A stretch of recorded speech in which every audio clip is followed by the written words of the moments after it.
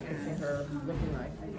All right, good evening, everyone. Let's begin. We have a lot to do tonight, Meretz Hashem. So we're continuing in our journey in Megillas Rus. So again, as I mentioned, this is now, I think, our third shir in this particular series. As I mentioned when we first started.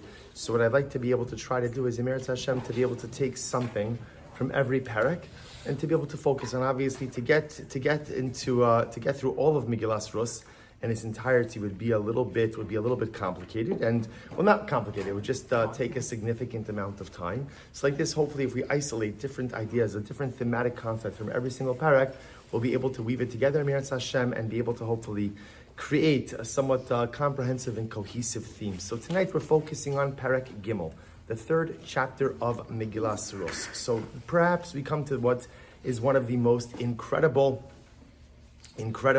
Chaya, just do me one favor. Just don't shake the table. Only because then my phone. No, you're good. No, you're good. No. You're perfectly good. Good. I have phone fear, phobia. Good, thank you. All right, so we come now to Parak Gimel. So let's take a look at number one and let's begin. Remember again, this kind of picks up, although obviously we're skipping a little bit between what we covered on last week's shir and this week's shir. But again, thematically we're picking up. Remember last week's shir, we focused on Rus coming to the field of Boaz. And remember again, miraculously, it was the first field that she, quote unquote, happened upon, even though there's no happening upon anything, was the first field that she came upon. And again, Boaz, of course, took a liking to her, right? And that liking ultimately developed into Rus not having to glean anywhere else, but rather being able to go ahead and really support herself and Naomi just in the field of Boaz. Okay, so that's pretty much the entirety of Parak Beis. Parak Gimel, number one. So Naomi, her mother-in-law, says to her, to Rus, Biti, halo evakish lach manoach asher yitav lach.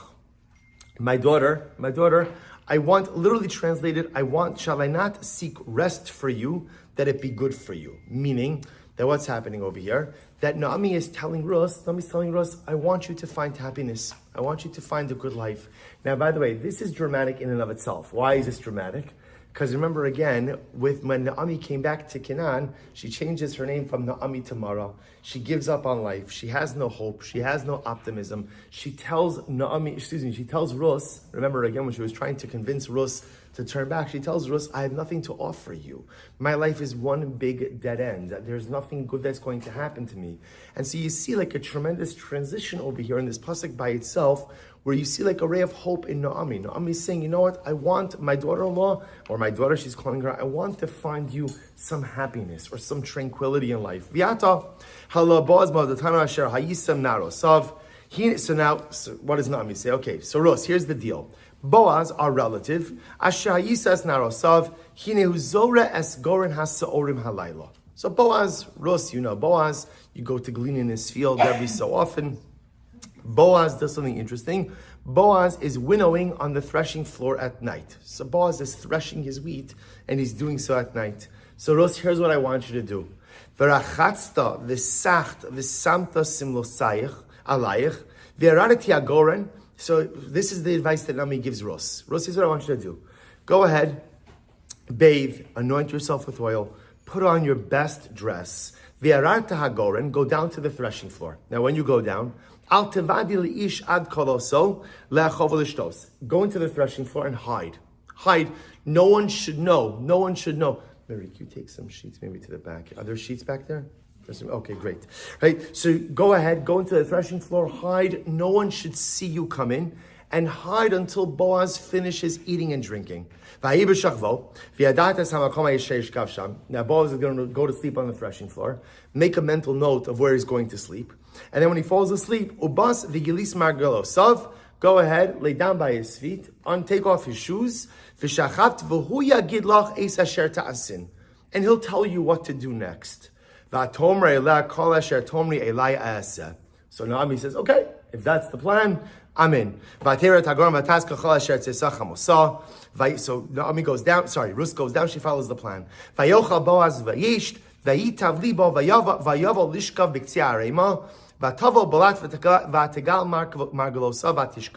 Boaz goes ahead and he threshes, he eats, he drinks, he goes to sleep on the threshing floor, right by the pile of wheat. Rus sneaks in, takes off his shoes. So midnight comes and Boaz is startled. Boaz is scared. There's a woman sleeping by his feet. Vayomer mi'at, who are you? Vatomer anochi Rus amasecha ufarasta knafecha alamascha ki goel ata. It is Rus, your servant, Rus, your maidservant. Extend your cloak or extend your corner on your servant, for you are the Redeemer. Okay, incredible. One of the absolute strangest stories in all of Tanakh. So by the way, the Al-Shich says it beautifully. The Al-Shich says in number 3 Aleph, look what he writes. He says, Hine al klolos ha'inyan. Again, just so you understand, just to imagine for a moment you never saw this story before, right? Imagine for a moment you were going and you were learning this, right? How would you characterize this story? Strange is being very nice, right? Strange is being very nice, right? Right? Can you imagine, right? Okay, let's say it differently. Imagine you go to meet with the shadchan, right? And the shadchan has a great idea for a match, and the shadchan suggests to a wonderful young lady, here's what you need to do. Sneak into his house in the middle of the night, lay down by his feet, take off his shoes, and he'll tell you what to do, right? Doesn't exactly seem like the kasher and yasher approach to shidduchim. So the Al-Shich says something amazing. The Al-Shich says over here, he says, Hazos Naomi Uma Ro'asa al Kacha Umahagia Eleha. What, Naomi, what are you suggesting? Skip a little bit. He says, Rus should go in, she should hide in the darkness, she should lie down by his feet, she should ask him what he wants her to, what's going on over here? He says, V'oi la osabusha. How could Naomi suggest this? And how could Rus even think about complying with this? V'chein lo ya'aseh. This seems totally inappropriate. Look what the Al-Shich writes. I'm in 3 Aleph, about 4 lines in. The bigger question is on Naomi. Look what he writes. Hakizona ta'ase eskalos asher. The wording here is so strong. Naomi sounds like she's telling Rus to act like a harlot, to act like a prostitute. Go sneak in. No one should see you going in. Lay down at his feet. He'll tell you what to do. What is going on over here? Look what he writes. V'hamibli ein shadchanim b'Yisrael. So the Al-Shich writes, there's no shadchan, right? I got it. In other words, Naomi has an idea for the match, right? That's the whole chapo, right? Naomi feels that Boaz should marry Rus, Rus should marry Boaz. So the Al-Shich says, what kind of crazy plan is this? What exactly are you thinking about how this is going to go? So the Al-Shich provides an amazing insight. The Al-Shich writes, he says as follows, skip down a little bit. He says, so skip down a little bit. Okay, skip down to paragraph base. He says, Amnam Omer, Naomi obviously was not motivated chas v'shalom by immoral thoughts. Right? Her goal over here, of course, was not to get Rus to act immorally. And her goal was not chas v'shalom, some type of sordid rendezvous where Rus was to give herself over to Boaz. That, of course, wasn't the plan. V'nei ra'asa Naomi kitzas hochacha be'inyanei Boaz v'asher diber l'Rus ki tzadekes utznua b'tachlis ha'isabinav. So I'll tell you this outside. So Naomi is, and this is so interesting, Naomi sees that Boaz has obviously taken a liking to Rus, right? Now that's not a secret. Remember again, this was last week's shir, right? Boaz sees Naomi, Boaz sees Rus. Rus catches Boaz's attention. Boaz says to her, don't go to glean anywhere else. Whatever you need, you come to me. He's always inquiring her about her welfare, bless you. He's always going, he's telling the workers, go ahead and take care of her. So obviously, he's taking a liking to her. And he sees, right? Naomi sees that Boaz has sensed the incredible piety that Rus possesses. Ach Amra, miyodeh im belev Boaz, shezu preda tova ha'asida lovo mimoav, ohi zulasa ve'in tova rak hiksherehi. So what doesn't Naomi know?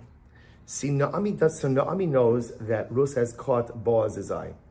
What she doesn't know is what is Boaz's level of interest, right? Let's go through this. There's a couple of different scenarios over here, right? Scenario number 1 is that Boaz thinks that she's a wonderful young woman, but there's absolutely no thought of anything to do with marriage. Other possibility is Boaz is very intrigued by this young woman, sees future possibilities, but then of one of two things. Either Boaz is just like not being pushed enough to take action, right? In other words, that for whatever the reason, and again, there's very good reason. Also remember, Boaz is also a recent widower, right? So remember again, but for whatever reason, Boaz is not taking action. Or maybe the other possibility is that whereas Boaz senses that she is a very special young woman, perhaps he's not totally convinced of her piety. Remember again, it's important to understand, no one knows Rus, right? No one knows her. Only thing that people know is that she married the son of Naomi and Elimelech. She was widowed, and she decided to come back with her mother-in-law. Again, incredible, certainly overwhelmingly amazing midos. But who is she? What is she? So maybe Boaz isn't sure. So watch this. Take a look at paragraph Gimel. V'gam Naomi ba'atzma haya safek ze beliba. So watch this. So Naomi's also, remember, so Naomi's not sure. Naomi, it's just so interesting, relationship dynamics have not changed since the beginning of time, right? So we see, it looks like he likes her. How much does he like her? Does he really like her? Is this a friendship? Is this platonic? Is it romantic? Could it turn into something?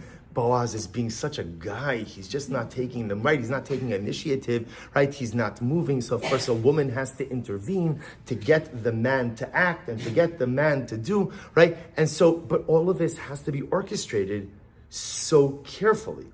So the Alshich says, Nami, I have a much better idea. Why don't you ask him? Right? Right? Why don't you ask him? So Naomi felt, it's interesting, the Alshich writes that Naomi felt that she couldn't ask him. Because remember, there was such a dramatic societal difference between Rus and Boaz, right? Boaz, again, was one of the Gidolim, right? Boaz was one of the great men of the generation. Rus, as pious as she may have been, she's a Moabite convert who just recently relocated to Eretz Yisrael, to Eretz Canaan. Putting Boaz on the spot like that may leave him no choice but to say no. In other words, he might feel that if you're forcing my hand, you're asking me, am I interested in this young woman? What am I supposed to say? First of all, she's many years younger than me. That's number one. Just station-wise in life, we're in such incredibly different places. So Naomi felt that if she confronted Boaz straight, and she could have confronted Boaz, because remember again, they are relatives, but she felt that if she would have done that, there was a greater statistical probability that he would have just said, no thank you. And he would have kind of just like bowed out of the whole thing. So watch this. This is incredible. So therefore, Naomi hatches this incredible plan. And what's the plan? Look at paragraph Gimel, the last two lines on the page. Al-Kain, Yatsua kil Yosel leimor la, lasos hamay saza. So she comes up with this plan that she tells Rus, Shetelech lemishkav Boaz, v'talgil mark Yelosov, l'shem shamayim ki goalu, V'sheyiyu, turn the page. V'shu'achar kaloso lecho v'lishtos. V'shelo yeda hu b'shachba ke'amra al tivadi l'isha sheyakiba. Okay, so now watch this. Get ready for what the Alshich says. This story sounds very similar to another story in Tanakh. What story does it sound similar to? Right? A woman waiting until a man went ahead, ate and drank. Right? And then ultimately, again, in that case, they initiated intimacy with him. Which story is that? Lot and his daughters. So remember again, you know the story from Bereshit. Now again, obviously, in certain respects, a very different story, right? They had thought the world was destroyed. They thought they were the last women, their father was the last man on earth. And so they figured, as terrible of a decision as this was the only way to ensure the continuity of the species. So what did they do? Right? They gave Lot to drink. They gave Lot to eat. Right? He became so intoxicated. Remember again that level of in halacha, there is a heightened level of intoxication that's called shichruso shalot, getting Lot drunk. What does it mean when you get Lot drunk? Getting Lot drunk means so drunk that you don't know the difference between right and wrong. Because clearly, again, Lot drank so much that he engaged in an act of incest. He engaged in an act of intimacy with his daughters. But here's what was interesting. As crazy as that story is, and as strange as the story is, the daughters of Lot are looked at as righteous women, right? Why? Because the motivation was pure, right? Their motivation was not to engage in some kind of immoral, sordid affair with their father. That wasn't their intention. Their intention was literally to ensure the continuity of mankind.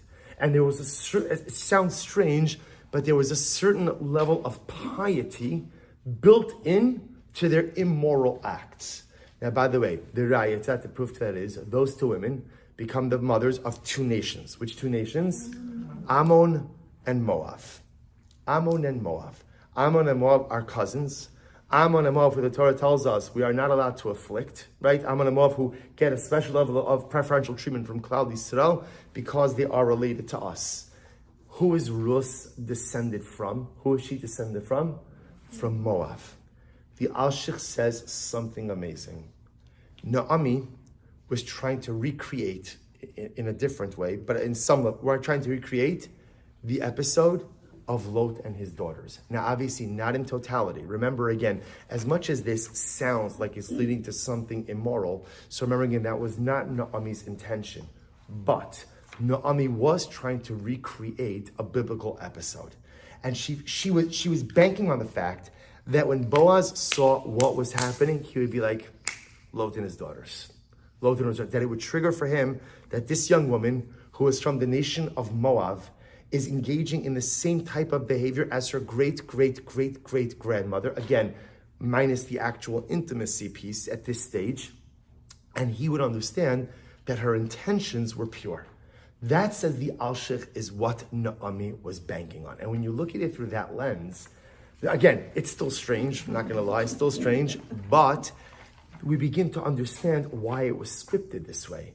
Because when you look at it, literally, again, stage by stage, it's virtually the same story, right? The girls going ahead and waiting until their father drank, right? Fell asleep. Then they went ahead and they took advantage of his intoxicated sleeping state. Okay, so this is a little bit different. Wait till he falls asleep, see where he's falling asleep, lay down by his feet, take off his shoes, and he will tell you what to do.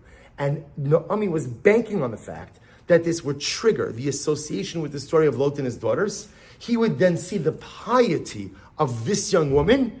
And again, she still didn't know what was going to happen, right? Was Boaz going to say, now, remember, let's go through this. There still are a number of possible scenarios. Let's go through this, right? What are the scenarios? How could this go, right? Scenario one, possibility one, right? Get out of here, right? What's the matter with you? She could have been called out as being an immoral woman, cast away, right? That's possibility one. Possibility two, he would have understood the profundity of her actions, right? And would have understood that everything she's trying to do is in fact l'shem shamayim. Now here's the good news.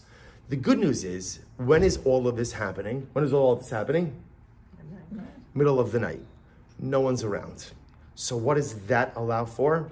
That allows for a certain degree of anonymity, and therefore no one has to be humiliated no matter which direction they're taking. In other words, that another possibility could be Boaz saying, Ros, you're such a nice young woman, and this is really beautiful, and I'm flattered, and it's wonderful, and it's great, but you know what?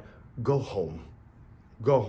Or he could get upset, or he can get this, or he could say, I need to think about it. He could say, which is effectively what he does say, I need to figure this out. But either way, what it does is it removes any type of societal pressure. No one sees her come in, no one sees her leave. All of this is happening under the cover of darkness, and therefore everyone's dignity is preserved. I just want to point out something amazing. If you remember in last week's shir, so remember we were speaking about the whole idea of Rus, right? Poel Tzedek, Abba Chilkiah, methodical, well thought out. So, we were kind of taking the approach that maybe this was like Rus's inherent disposition. It's also possible that she acquired this midah from her mother-in-law, because this is one well thought out plan, right? This really, again, the biblical allusion, the coming in under the cover of darkness, get all dressed up nicely, all of this stuff is clearly well thought out from beginning to end. This is a well-hatched plan that on one hand puts Boaz on the spot, because obviously if Naomi feels, come on, Tachlis, why aren't you doing anything? Why aren't you taking any action? But at the same time, should he not want to marry her, no one's humiliated, no one's embarrassed, and everyone came together under the cover of darkness, and everyone could just leave under the cover of darkness. That's the Alshich. Pretty dramatic. The one piece that the Al-Sheikh doesn't really directly address is why the taking off of the shoe. In other words, so I understand why Rus is going to bathe, anoint herself, put on beautiful clothing. She's going to sneak in at night. She's going to lay down by his feet, right? I understand all of that. But why dafka the taking off of his shoes? Why is that simum? So by the way, on a most basic level, it could very well be that really the taking off of the shoe is also maybe a symbolic, intimate act. Representing this idea that she's here not to ask for his friendship, but she's ultimately here to ask for marriage. But why dafka the shoe? So if you take a look at number 4, the Malbim says something absolutely amazing. The Malbim says, and by the way, I'm sorry, let me just pause for a second. We'll go to the Malbim. The Al-Sheikh heads off, look at paragraph Dalet in the Al-Sheikh, paragraph Dalet in source. Oh, I'm sorry, I misnumbered the sources, I'm sorry. It's on the sheet, it's source number 3, but it's really source number 2. So 3 Dalet, he says, Uma gam boaz bir osa masem mamish ke'ovde amma b'poel, nichnas hadavar belibo. Now remember again, I didn't put the psukim on the sheet, but remember, how does Boaz react to Rus's overture? How does he react to it? How does he react? I'll give you a hint. You've seen this story before, right? You've learned this, right? And how does he react? He actually reacts favorably.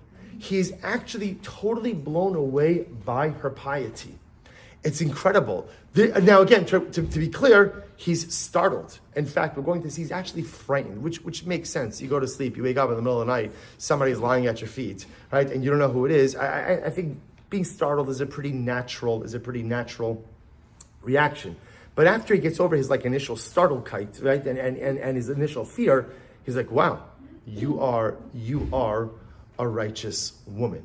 You are a righteous woman. So at the end of the day, it's incredible to see that the plan itself the plan worked. So why the shoes? So take a look at number 2. So now it's number 2, but it's really number 3 on the sheet. So take a look, it's page 2, source number 2. So again, he writes over here as follows, the Malbim writes, he says, Ubasa v'galis margalosa v'shachaft, perush, ki ein boshum v'dvaz boaz bepesh, yisa osa, v'yatsa osa, shetetava zos imena aydei simanim. So again, the Malbim also says the same idea, that everyone was too embarrassed to kind of just ask Boaz this question straight out, right? In other words, that they just weren't sure. It might be awkward for him, might be awkward for them. That way, everybody's agreeing in this approach. So now watch this. So what's the pshat? Why the shoe? So look at 2 Aleph. Shekvar ba'anu makom acher mitama mekubalim be'inyan hayibum v'chalitzas hanal. So let me talk about this outside a little bit. So remember again, there's a concept in halacha that if a man dies without children, so there is a mitzvah for the surviving brother to marry the widow.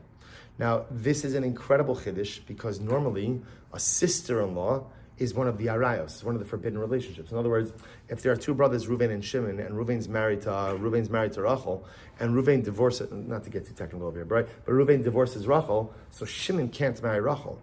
You're not allowed to marry your brother's divorcee, right? Just like technically speaking, you can't marry your brother's widow if she has children, if they have children together. Torah makes an incredible exception that if a man dies without children, not only is it permitted for the surviving brother to marry the widow, but in fact it is a mitzvah for the surviving brother to marry the widow. Now, again, in the event that the couple doesn't want to get married, either the woman doesn't want to marry the man, right? So the widow doesn't want to marry her brother-in-law, the brother-in-law doesn't want to marry the widow, so there's a process called chalitza. Chalitza, again, it's an involved process, but on the most basic level, it requires the widow to take off the shoe of her brother-in-law, spit in the shoe, right? And ultimately, again, indicate that there's no interest in continuing this marriage. That's the process of chalitza. So the Malbim, where the whole spit thing comes in is a different discussion. But anyway, so the Malbim says like this. The Malbim says that obviously what's happening over here. Now remember again, let's take a step back. How is it that Naomi even thinks that it's shaykh to suggest Rus as a shidduch for Boaz, right? Like in other words, where does that idea even come into her head, right? How does she even think? So remember, it can't just be that Boaz expressed some interest in her. Like I said, they're from 2 different worlds, 2 different stations in life. So how does Naomi even think that this is possible? Because remember, I spoke about this in the first year. There was a concept. So remember, Yibum as we have it, only applies between brothers, right? So brother dies without children, the surviving brother is obligated to go ahead and marry the widow. In biblical times, there was an extension of this concept. And the extension was essentially a concept called pidyon, or redemption. And what redemption said was, in the event that there wasn't a surviving brother, there was a commonly accepted practice for the closest surviving relative to marry the widow. This was a way of making sure that the widow was taken care of. So now, it's important to say, because this is what triggers Naomi's, this is what gets the wheels moving. So he says, listen, Boaz is the closest surviving relative. Now the truth is, we're going to see actually, the whole chaf was there's actually a closer relative than Boaz, which we'll get to a different show, maybe next week. But the idea over here is that Boaz was one of the closest surviving relatives. So Naomi feels that this is not only like maybe a good idea because Boaz has expressed interest in Rus, but perhaps there's even an element of this that is really a mitzvah upon Boaz. Boaz should really be doing this. Okay, so keep that in mind. Let's go back to Yibum for a second. What is the concept of Yibum? So the Malbim points out something amazing. The Malbim says over here, Shaguf, I'm in 2 Aleph, third line in. Shaguf hu na'al shal hanefesh, she'afshar l'neshama haruchanis la'amo ba'olam hagufim, mibli guf, kemo she'afshar la'anu gvarach la'makom rafesh v'tid below na'al. So this is incredible. He says, so the Malbim writes that what a shoe is to the foot, a body is to the soul. Meaning what? That the same way that, right, if I have shoes on, so that I'm able to go ahead and I'm able to get from point A to point B, I don't have to worry. I know my grandmother, Zichron Devracha, was towards the end of the war, was on a death march. And she said that, it's amazing to see that a person could survive without food, a person could survive without water, a person could even survive without clothing. But she said the one thing that you needed to survive on the death march was shoes. She said if you didn't have shoes, they didn't have to be fit, you had to have something. It just, we take it for granted. We take it for granted what we have. So the Malbim says over here, just like a person needs a shoe, right, to be able to travel, so too, although the dominant part of who and what we are as a neshama is a soul, the soul itself can't interact with the world without a body. Without a body, right? This is why, and this is part of one of the beautiful things in Yiddishkeit, we are not an ascetic religion. We do not believe that the way to come close to God is to deny yourself physical pleasure. Now again, you have to keep physical pleasure in moderation, but we're not an ascetic religion. Why not? Because the body is good. The body is the vehicle through which the soul could go ahead and accomplish things in this world. Without a body, a neshama could do absolutely nothing. So the Malbim says something absolutely amazing. So the Malbim writes, he says like this, when a man dies without children, this is actually very profound, the Malbim writes, is that the neshama itself can't find any rest. Why not?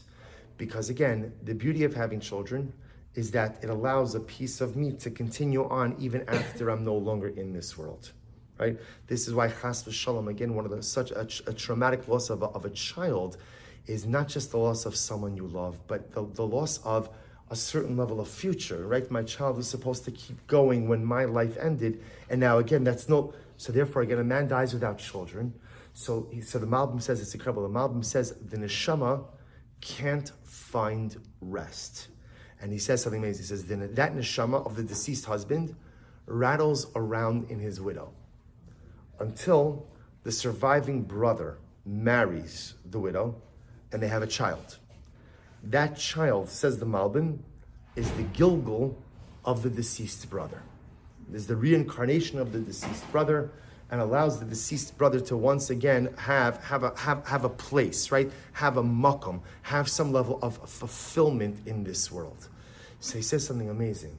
So he says, when Yibum is not performed, it's like a soul without a body and a foot without a shoe.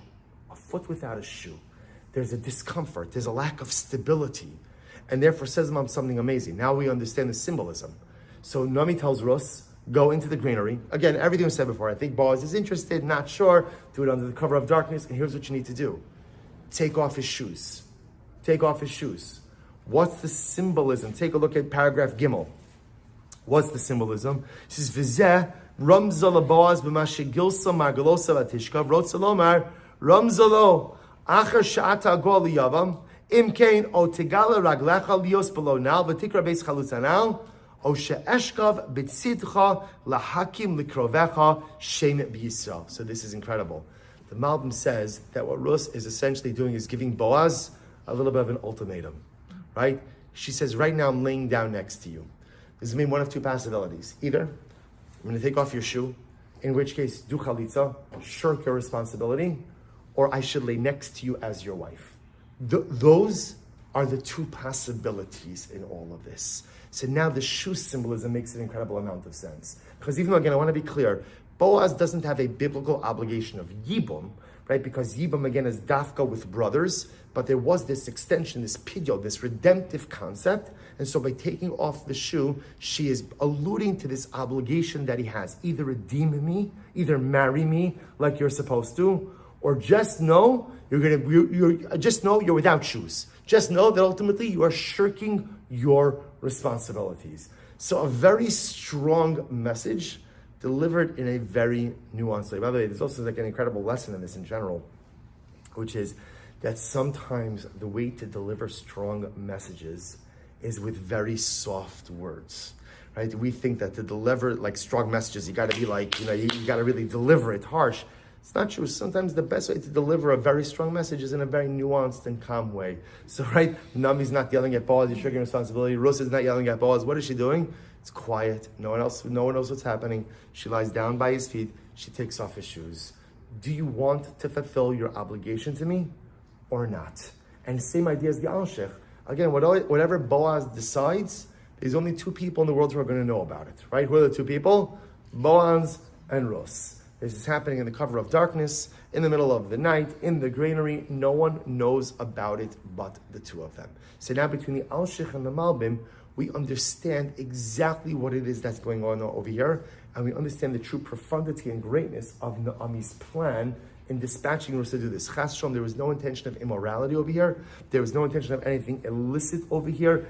Everything that was done was a symbolic act. The symbolism of Lot and his two daughters, the symbolism of the removal of the shoe for chalitza, and all of this as a way of telling Boaz in a nuanced yet not so nuanced private fashion, you have a responsibility. Either honor it or shirk it, but tonight you decide. But there is one piece of information that is still not clear from this entire story.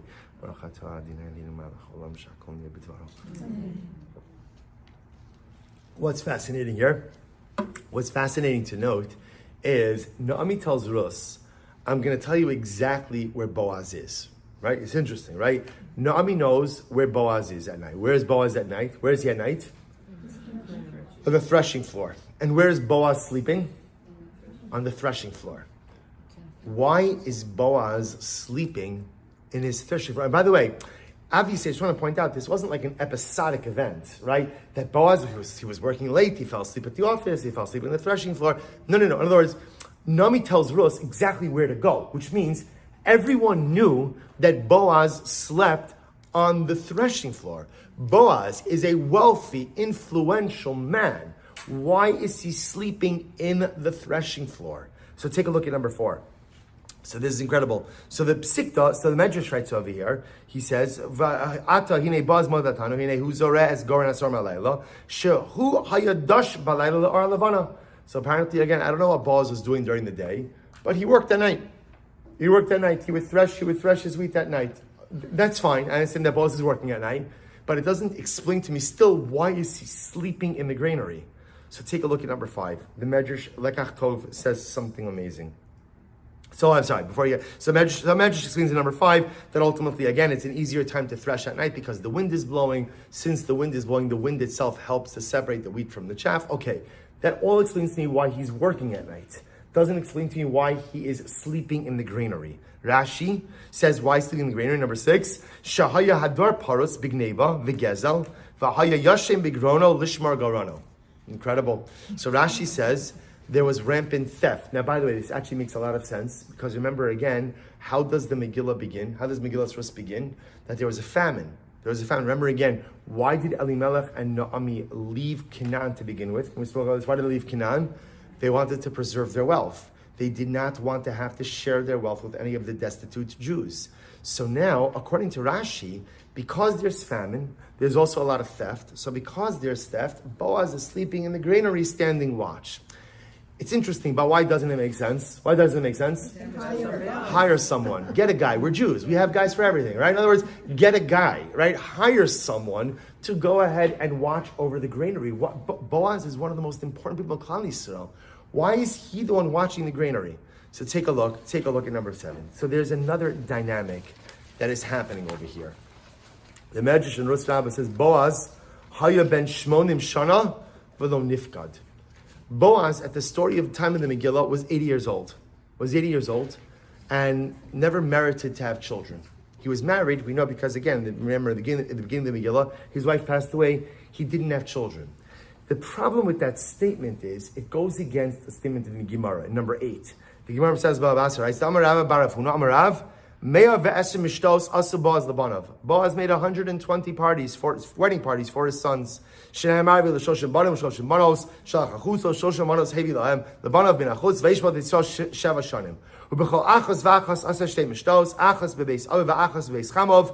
kulon mesu b'chayav. Boaz had children, but apparently all of his children predeceased him. Whatever the story is, whatever it is that happened, everyone is. So now, what the Medrash together with the Gemara is painting is a picture, an overwhelming picture of loneliness. That Boaz, just imagine the scene over here, right? So Boaz goes out to work at night in the threshing floor. Remember, no one else is working at night because everyone else works by day. He's working by night, right? And at the end of the day, there's no one home. His wife passed away.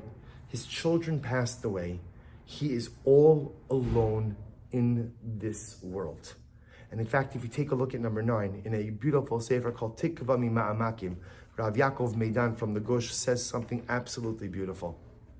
He says, Ad shebas ba'aros haya boas shari b'tahom ha'yeush below yecholes laholid banim ulahamshich as zaro. So this is absolutely incredible. He says, he points out something fascinating. He says, go to the second paragraph.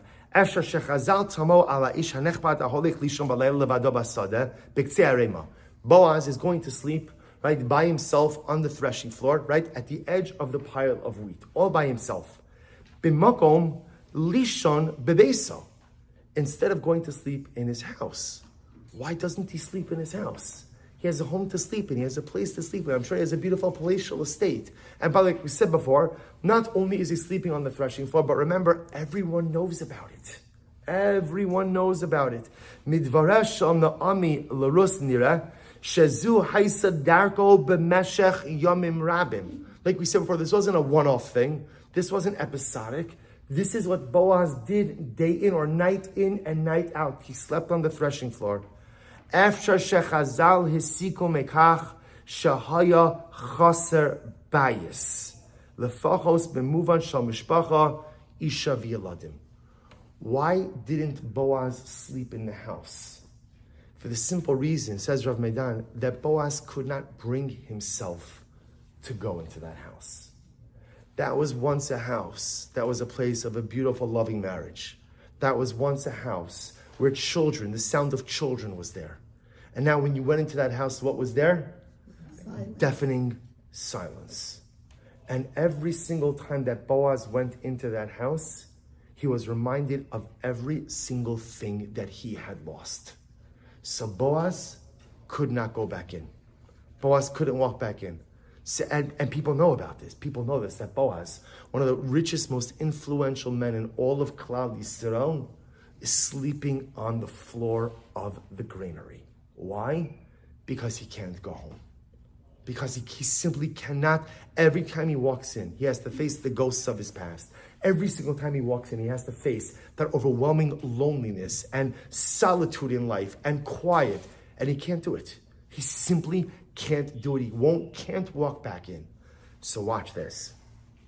So now, if you understand that this is the dynamic, so there's even something more that's occurring. Rus comes along, right? So now let's just play this out, right? So Rus is coming in, she's getting all beautifully dressed up, she's sneaking in, she's gonna wait till he falls asleep, everyone knows where he's sleeping, she's gonna lay down by his seat, she's gonna take off his shoes. Now we understand all the symbolisms. She's trying to recreate the episode of the daughters of Lot. She's taking off the shoes, ultimately again to remind him of his obligation to do quote unquote yibum, to redeem her, to marry her. But there's also something else that's embedded over here. The removal of shoes has another profound symbolism. Where else do we find removal of shoes? Take a look at number 10. Vayar Hashem kisar liros. So remember again, Moshe Rabbeinu is in the desert tending the sheep of his father-in-law. HaKadosh Baruch Hu saw that Moshe Rabbeinu, now remember Moshe Rabbeinu encounters the sneh, the burning bush, and Moshe Rabbeinu turns to the side to see what's going on over here. Vayikra elav Elokim mitoch hasneh, vayomer Moshe, Moshe, vayomer hineni. So Hashem calls out to Moshe Rabbeinu from the bush, says, Moshe. And Moshe says, here I am. Vayomer al takrev halom, right? Do not come any closer. Shal na'alecha me'al raglecha.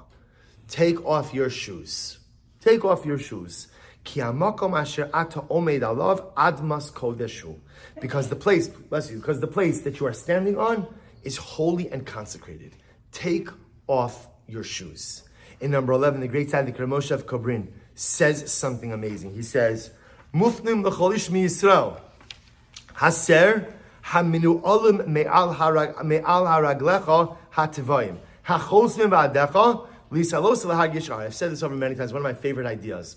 The word na'al means shoe. What else does the word na'al mean? What else does the word na'al mean? A lock or a chain. Like lin'ol something means to lock something, to chain something. The great tzaddik of Kobrin says like this, Kadosh Baruch Hu saying to Moshe, Moshe, just understand you are at the intersection of greatness. But if you want to actualize that greatness, shal na'alecha me'al raglecha. What are the chains that are holding you back? What are the shackles that are keeping you tethered to your present reality? What are the things that are preventing you from complete self-actualization? And it's only if you have the courage, A, to identify them, but even more so, to remove them, then and only then do you have the ability to truly become the best version of yourself. That's the Kadosh Baruch Hu Moshe. The taking off of the shoes is symbolic. By the way, it's the same idea, when you go to the Beis HaMikdash. You also have to take off your shoes. You can't wear your shoes. Even today, a person goes up to Har HaBayis, you're allowed, there are ways to go that you don't step on any of the areas you're not allowed to go. But even if you go around the perimeter, you're not allowed to wear leather shoes. One of you can't wear shoes on the Har HaBayis. What's the logic over there? So there are many different symbolisms. But the Tzaddik of Kobrin says the primary symbolism is, if you want to find greatness in the eyes of HaKadosh Baruch Hu, you have to identify the na'al, the locks, the chains, the things that are holding you back in life, weighing you down, keeping you tethered to present mediocrity, and find the way to let go of them and move forward. Because if you're going to hold on to, if you're locked, if you're chained, you simply cannot get anywhere in life. Tremendous yisod. Now, by the way, I'll show you something amazing. If you go back just for 1 second, to source number 2, which is really source number 3. It's the source, I know it's confusing. It's the source that's number 2 on your page, which is on page 2, the Malbim. You notice I put over here, I underlined the line. Look what the Malbim writes. Va'al sod ze amar Hashem, shal na'alecha me'al raglecha. The Malbim says that when Rus removed Boaz's shoes, part of the removal of the shoe was reminiscent of Moshe Rabbeinu being told to take off his shoes. What's actually in Rus and Moshe Rabbeinu? Is he saying, you know what Rus is telling Boaz? Boaz, you're sleeping in the granary. You can't move past the pain of your loss. You're stuck. You're immobilized. You can't even walk back into your house. So Boaz, you have a choice. The choice, we know, number 1 is you could keep your now, you could keep the lock on, you could keep the chains on, and you could spend the rest of your life sleeping on the floor of your granary. Or, Sham na'alecha me'al raglecha. Or you can let me help you take off your shoes. And we could build a new life together. We've each suffered such loss. We've each suffered devastating loss. We've each hit roadblocks and dead ends in life. And in this fateful moment, in the black darkness, right, in the pitch blackness of the granary, I'm willing to take off your shoes. We could build a life together, move forward. Shal na'alecha me'al raglecha. There could be happiness even in the aftermath of loss.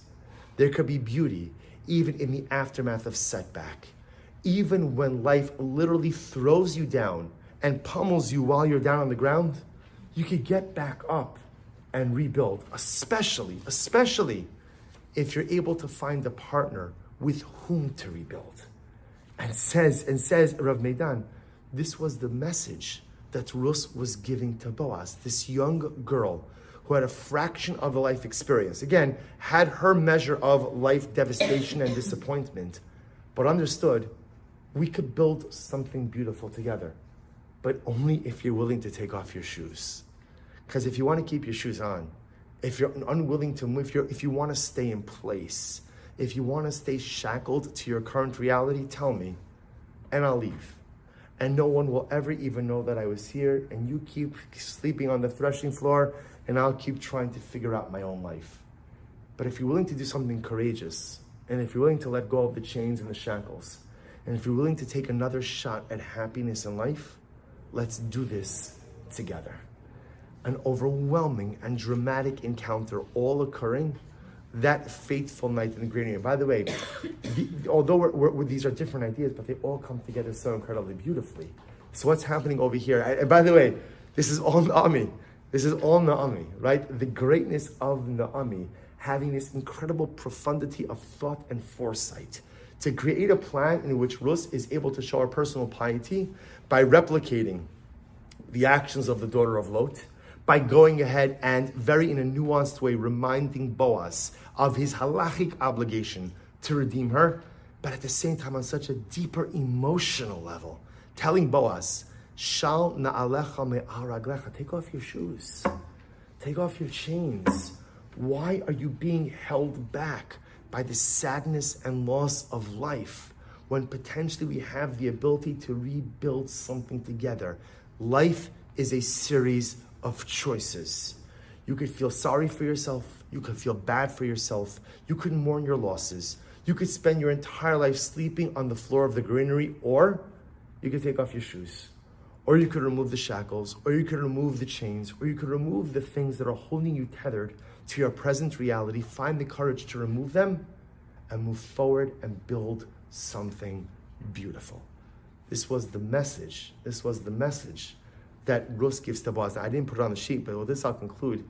Now you begin to understand something amazing. Boaz, when he responds to Rus, right, again, after the initial fright, right, but when he responds to Rus, he says something amazing. He says, Gidola chastecha achrona min harishona. This last act of kindness that you did is even greater than the first act of kindness that you did. Now, the first act of kindness was with reference to what? Was reference to the fact that she came with Naomi, right? That was the first act of kindness. The second act of kindness, Bepashtus is referring to what she did in the granary. What kindness did Rus do that's so great? Now you understand it. What was the kindness she did? She breathed new life into Boaz. Meaning, whether he was going to marry her or not, because as we'll discuss next week, remember, there is still a closer relative. So Boaz doesn't necessarily have the right to go out and marry. There's still someone closer. There is still someone closer.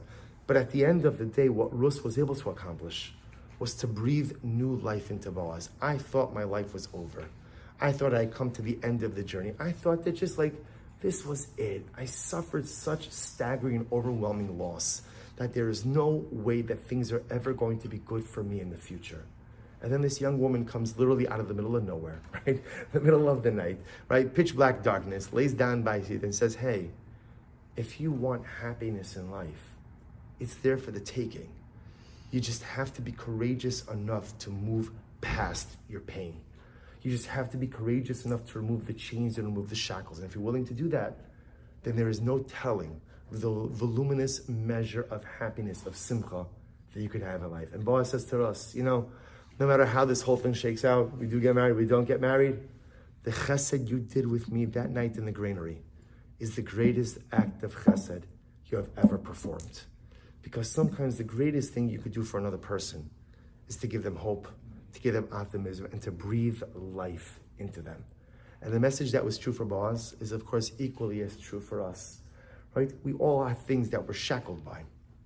And we all have things that we're held back by, like legitimate things, really legitimate things. And very often, you can't change those things. The shackles are the shackles. The realities are the realities. But at the end of the day, what Rus teaches us, what Rus taught Boaz and Rus teaches us, same lesson of Moshe Rabbeinu, Shalna alecha me'al raglecha. Sometimes you have a choice about whether or not you want to schlep your shackles with you, or whether or not you want to say, you know what, I can't change a lot of things about my life, but I don't have to schlep around the misery and the sadness with me. I don't have to keep lying on the floor of the granary. Sometimes I could accept the realities of life, kind of let the pain remain in the granary, but I'm going back into the house. I'm going to live. I'm going to rebuild, and I'm going to find another chance at life's simcha. All right, we'll stop over here for tonight. We'll pick up Emir Hashem next week. So next week will be our pre-Shavuos shir, because I think the following week is Erev Shavuos. I think, or Shavuos. I'm sorry, Shavuos. Good. So next week we'll do it. So hopefully we'll still do some more Megillas Rus. Come out with a little bit of Shavuos. Shkoyach, everyone. Thank you.